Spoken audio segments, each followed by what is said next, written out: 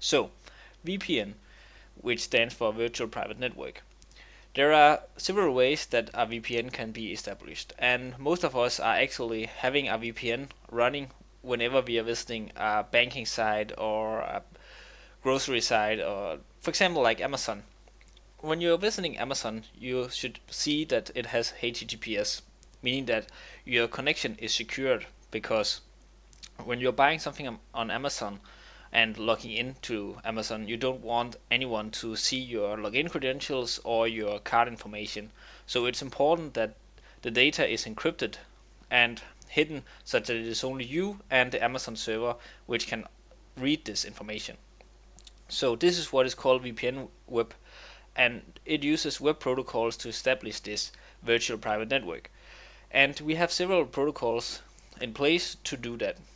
We have some older ones and some newer ones. The oldest one is the SSL, which is Secure Socket Layer, and that is the web-based VPN HTTPS, as we see right here, whereas this is unencrypted and does not use any of these encryption protocols. SSL is based on certificates in order to make this mutual authentication of a client and a server. We will be discussing certificates in much more detail in upcoming lectures.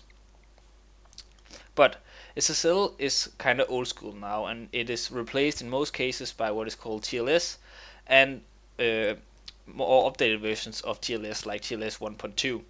So TLS is the transport layer security, and that has more or less replaced SSL entirely. And it is also based on certificates. But as the demand for security increases, we need newer versions, and we need to update the old versions in order to secure that our information is truly encrypted. So now we have moved more and more to TLS 1.2, which enhanced the security that we used in the older protocols, and we are, for example, now having hash checks in place, and hash checking is something that we will also discuss in further lectures like certificates.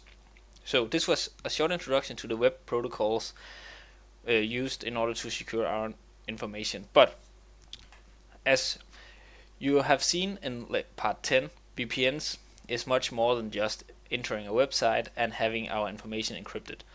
VPN is most commonly referred to as when you are having a virtual private network, which is the name of the VPN. For example, when you're sitting at a hotel on a public network, or you're sitting at Starbucks on a public network, then you want a way to secure your information such that you, for example, can connect to your company resources without having anyone read the information. So you want to be able to sit on your computer on a hotel with public internet and then connect out to the internet and to your company to fetch this resource and get it retrieved without anyone in between this communication road having been able to read and download the information.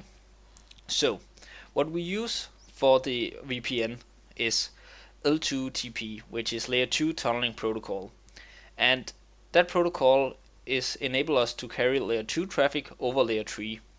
So remember that layer 2 were the layer with MAC addresses, whereas layer 3 was the layer of IPs addresses. If you haven't seen the first lectures, or you simply forgot what the different layers were and the comparison between them, then I recommend you to go watch the two first lectures of this course. But even though we have this L2TP protocol, it is not the only part that we need to establish this VPN connection from our client computer to our server, because L2TP does not have encryption by itself. It is basically just what is used for us to transport some information from one point to another, and then we need to use IPsec as our encryption measure and authentication measure. So we are using L2TP with IPsec on top of it.